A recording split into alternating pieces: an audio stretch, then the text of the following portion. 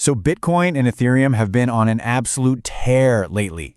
But the big question on everyone's mind is this rally for real? Today, we're going to go way beyond the headlines, dive deep into the on-chain data, and really see what's driving this market and whether this momentum actually has legs. All right, let's just get right to it. The market has absolutely surged, but is it sustainable? I mean, that's the million-dollar question, isn't it? We're going to break down the data to see if this rally is built on solid ground or if, we should be getting ready for a correction. Okay, so to really understand Bitcoin's recent performance, you got to know that this isn't just some random event.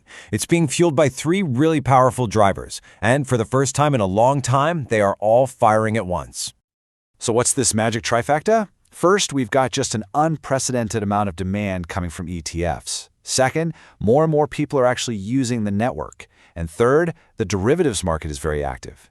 Now here's the thing. When these three forces all align and push in the same direction, that's when you get a powerful and a potentially sustainable trend. And this chart just brilliantly illustrates that first driver. I mean, look at that flood of cash coming in from the new ETFs. Now, sure, you can see the inflows have cooled off a little bit from that initial peak, but that early surge of capital, that's what gave this rally the rocket fuel it needed to take off. But here's what's really interesting. It is not just big money moving the needle. The second driver is organic growth. We're seeing more people actually using the network, which tells us this isn't just pure speculation, this is real demand, and that's what creates a much more solid price floor. So this new wave of demand is incredibly powerful, but it's not happening in a vacuum. It's actually meeting a pretty strong counterforce from the long-term holders, the market veterans, and they are starting to cash in. And what this creates is a classic market tug-of-war. On one side, you have all this new money from ETFs and new users pulling the price up. But on the other side, you've got these experienced holders creating downward pressure by taking some profits off the table. And the on-chain data makes this crystal clear. This selling pressure is coming almost entirely from one group, the long-term holders. Now, this is a completely normal part of the market cycle, but it's absolutely crucial to understand who is doing the selling. This whole process is what analysts call a distribution phase. I know, it might sound a little scary, but it's actually a healthy thing. It's where early investors gradually sell to new buyers. It can cause some short-term turbulence for sure, but this is actually what allows a rally to continue over the long run.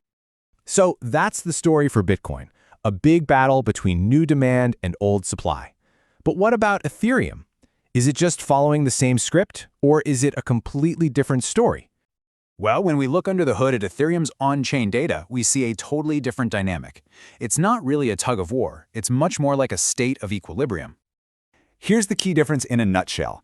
Ethereum has less of that institutional ETF demand than Bitcoin does right now, but, and this is the key part, it also has significantly less selling pressure. Fewer of its long-term holders are cashing out, and that creates a much more balanced market.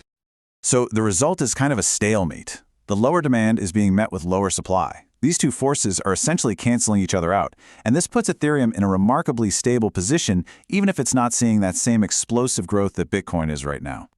So what does all this mean for what comes next? Let's separate the short-term noise from the medium-term trend to get a really clear picture of where this market could be headed. Okay, in the short term, you should probably expect some turbulence. The profit taking from those Bitcoin veterans is real, and it could lead to some sideways action or even a correction. But in the medium term, the fundamentals still look really strong. Those three core drivers for Bitcoin, the ETFs, the network growth, and the derivatives market, they're all still pointing towards a sustainable trend. So let's end with this thought. The market isn't necessarily in a bubble. It's in a distribution phase. How does knowing that fundamental difference, that this is a normal process, change how you view the market's next move? It's something to think about. Thanks for tuning in.